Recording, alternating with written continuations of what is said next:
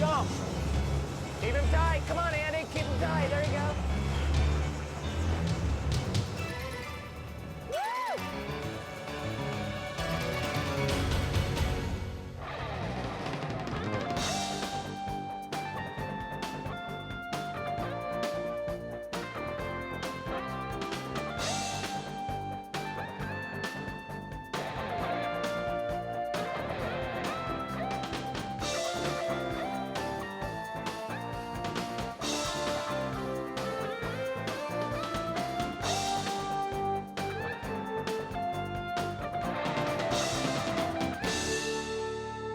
In the movie, The Old Man and the Sea, Ernest Hemingway chronicled a titanic struggle between man and the forces of nature. His unlikely hero was a man by the name of Santiago Sanchez, who was pitted against what many people feel is the most majestic game fish in the world, the blue marlin. Hello everybody, I'm Andy Mill, and this week's Sportsman's Journal has traveled to Vargas, Venezuela to experience one of the world's top billfish hotspots. What makes Venezuela's fabled fishery so special is a place called La Guaira Bank. It's a massive mid-ocean upwelling rising from thousands of feet deep to within 300 feet of the ocean's surface. The turbulence is created by a huge underwater mountain range, which attracts the bait fish, which bring the marlin, sailfish, and yellowfin tuna. Today, we'll be fishing with David Noling of the Corazon. It's a 48-foot Garlington, which last year tagged and released more blue marlin than anyone else in the world. Well, a lot of us out there have dreamed of catching a blue marlin. With a little bit of luck, today I'll hook up and release my first trophy. It's been said luck is what happens when preparation and patience run headlong into opportunity, which explains why the luckiest marlin fishermen are fanatics when it comes to rigging fresh baits and preparing their tackle beforehand. Absolutely nothing is left to chance, and crews rig their luxurious battle wagons like they're going to war. Reels are re-spooled with fresh line after every big fish, and drags are rechecked with hand scales to ensure maximum pressure can be exerted by the 30-pound stand-up tackle. A battle with a marlin that could easily weigh 10 times the breaking strength of the line leaves no margin for error. On hot boats like the Corazon, which took the Billfish Foundation top honors in 1995 with 135 tagged blue marlin, and shattered that record in 1996 with more than 200 tagged blues, teamwork and precision are the keys to success.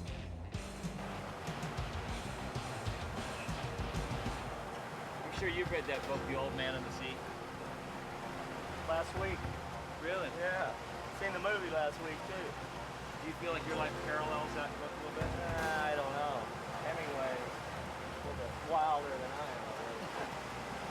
Is that feasible, you think, getting in an old boat like that, rowing around out here and catching a marlin? Right here you could. It gets deep right off the beach. Really? Yeah. I think that'd be kind of fun. Captain Dave Nolan grew up fishing the Gulf of Mexico along Florida's Panhandle and ended up traveling the world in search of the ultimate billfish hotspot before settling in Venezuela several years ago, where he's helped promote catch and release sport fishing.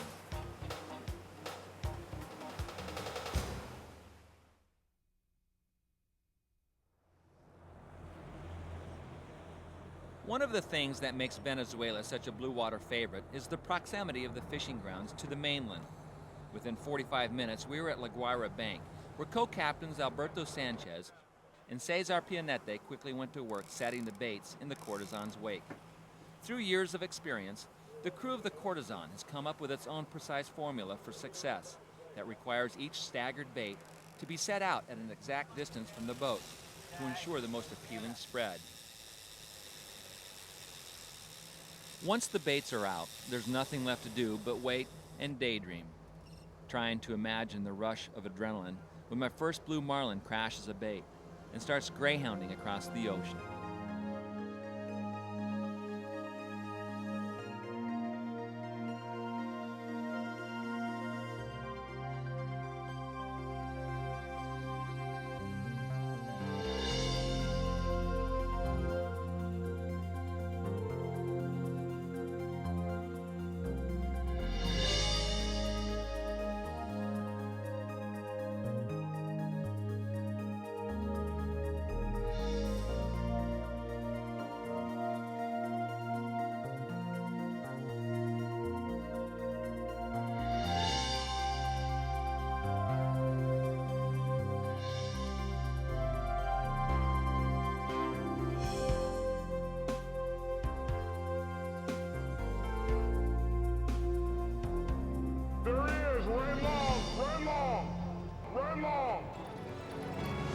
Suddenly, I'm snapped back to reality.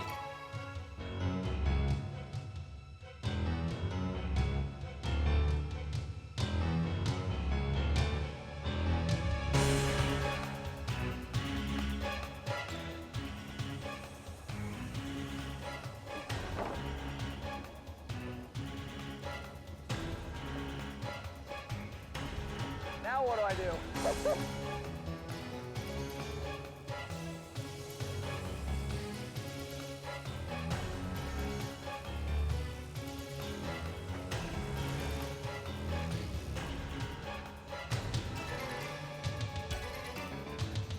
Coming up, guys! Woo!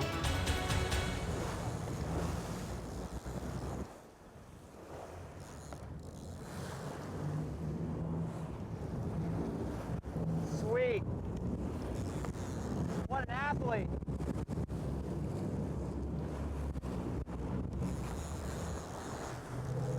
Come on, fish, jump again.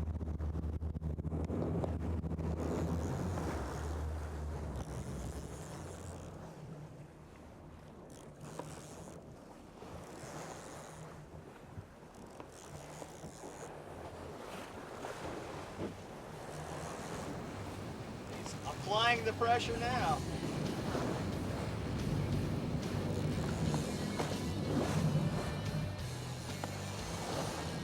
I got a new name for this. Let's go diesel sucking.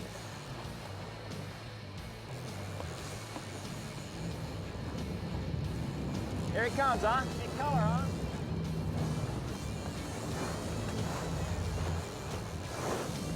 Woo!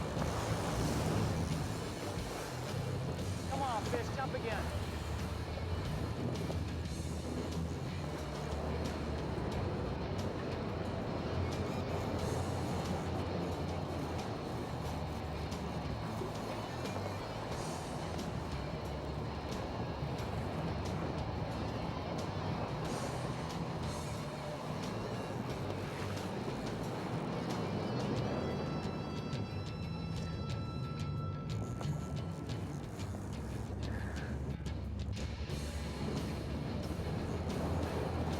Let it happen, Captain.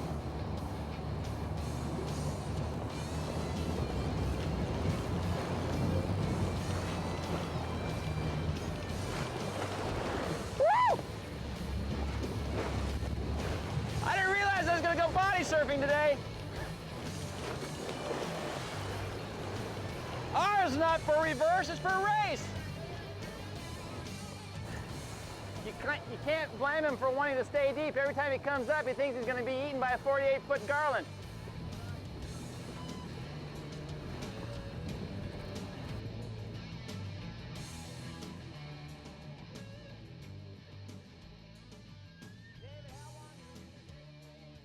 Well, you done caught him once.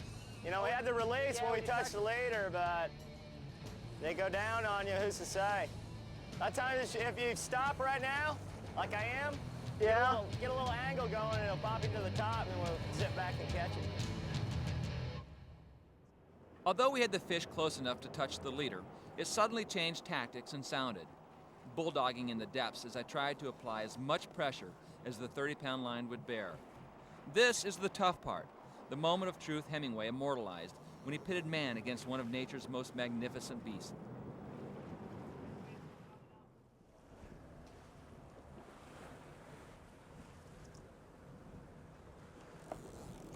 Boy, do I feel incapable. Doing great. You have him up here in a minute.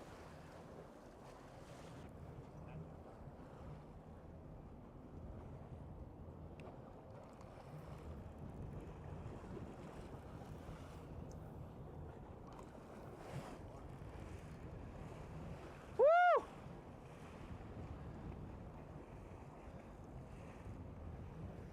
Hopefully that'll prevent me from crawling off of this boat.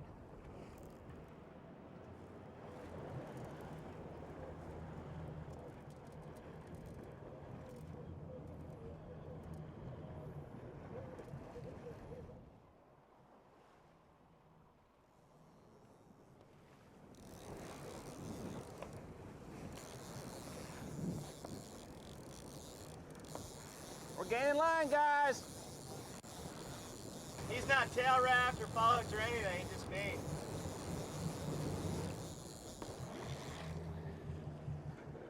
I want to find some handholds in this line.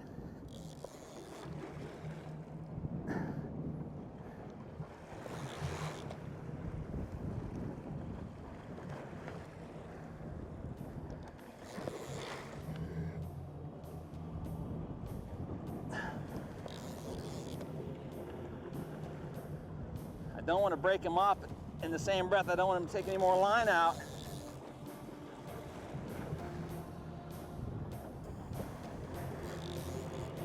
Just straight down. Come on, let me see your face.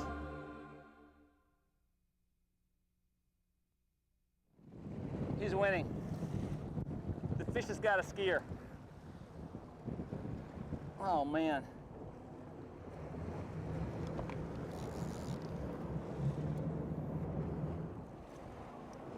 It's amazing how strong they Get are. him, Andy. You got him right there, buddy. You see him swimming back and forth. Just about to get that later. It's like a great standoff, you know. The fish is right here. He just doesn't want to come up. But I feel like we're making a little headway for the first time in about 30 minutes. He only knew we were just going to let him go. He'd just come swimming right up. Hang on, Andy. We're about to get him. He's coming back up on top. We're going to get a crack at him right here. Come on, fish. Come on home. There he is, just the color.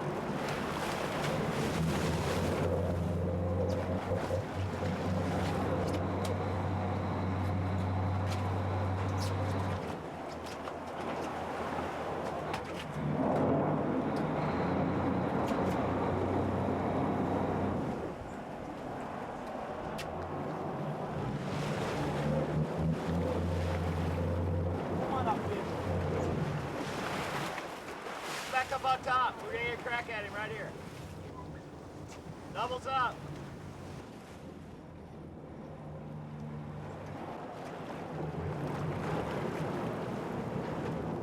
What a fish! Oh, what a fish!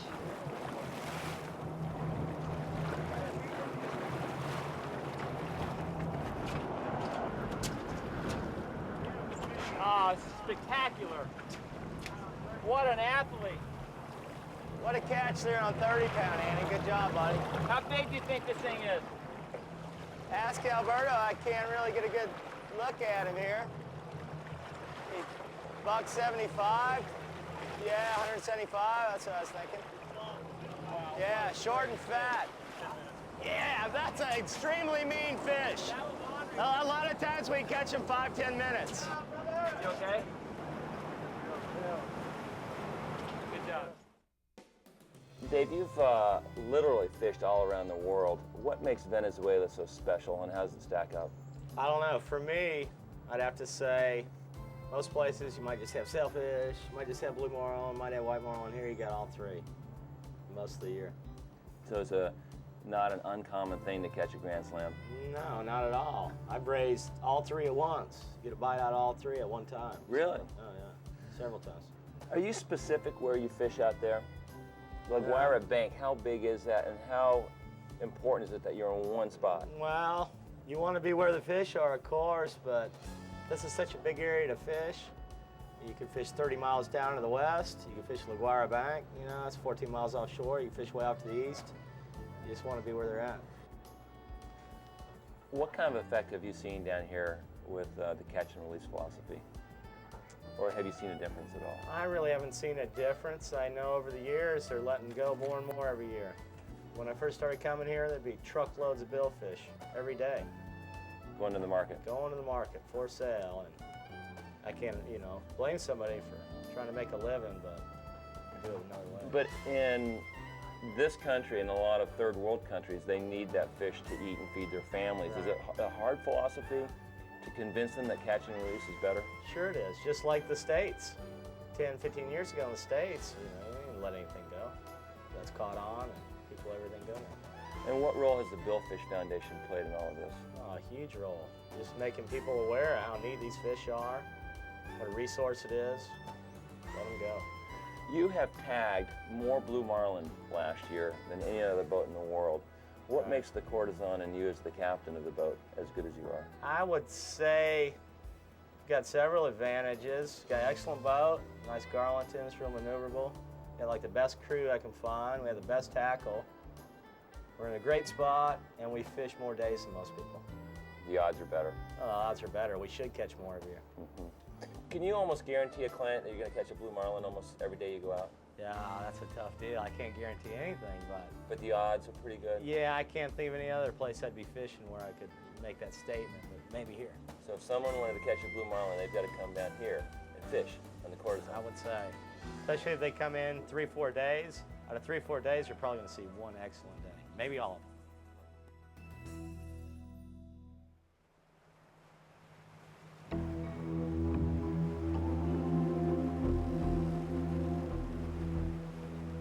The hypnotic side of the bait skipping in the wake can easily lull angler and crew alike into a trance. Minutes of breathless anticipation slowly give way to hours of fruitless repetition. Every shadow becomes a potential predator. Every moment that passes without action only serves to heighten the excitement when a hookup finally occurs with the explosive shock of gunshot, and we're jarred back to heart-pounding reality. Come on, billfish. Come on, reel. Keep it tight, Andy. Jimmy, very heavy that mouth.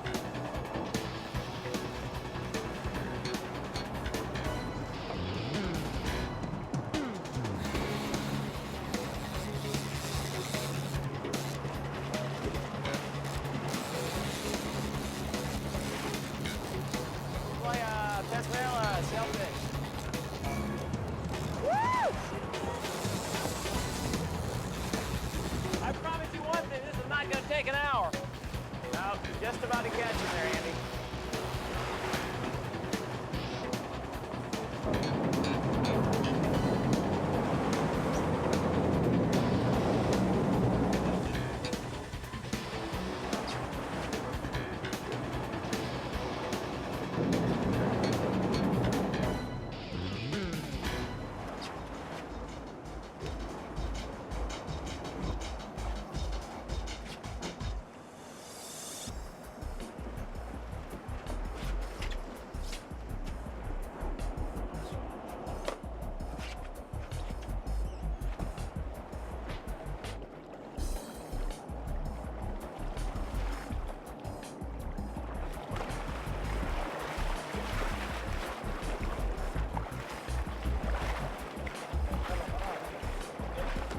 Okay, vamos, suelta.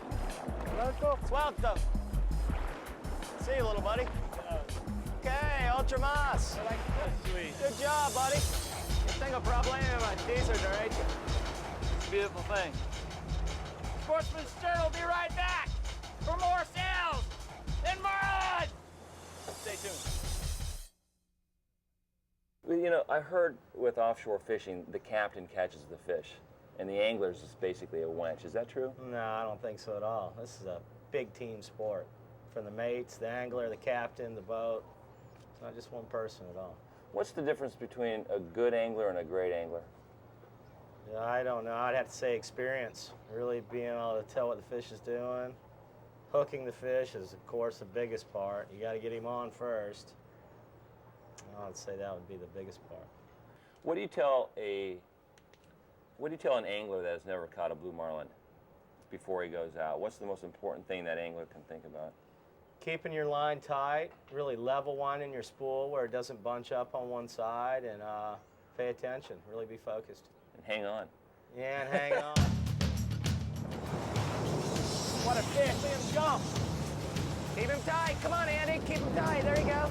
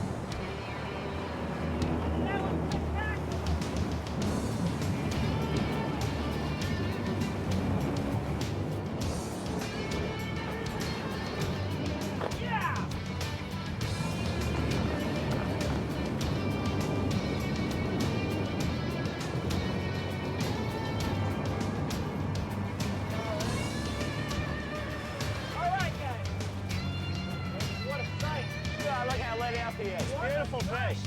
Beautiful fish.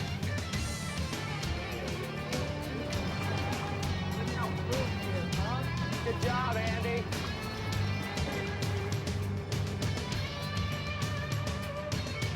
After that incredible acrobatic display, I felt like I just had to get into the water to meet this neon blue gladiator on his own terms. His own terms without power. An image I'll carry with me forever.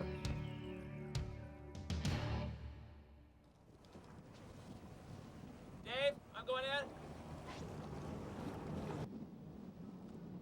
For a brief moment, as I silently hung there in the blue vastness, just a few feet away from this magnificent fish, I couldn't help wondering what its future held.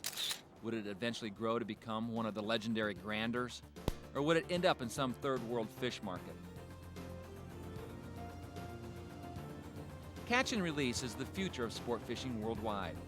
And hopefully, as an increasing number of enlightened countries like Venezuela realize the financial impact of ecotourism, we'll see more release flags flying upside down, a custom which signifies that another great fish has been released to grow and fight another day.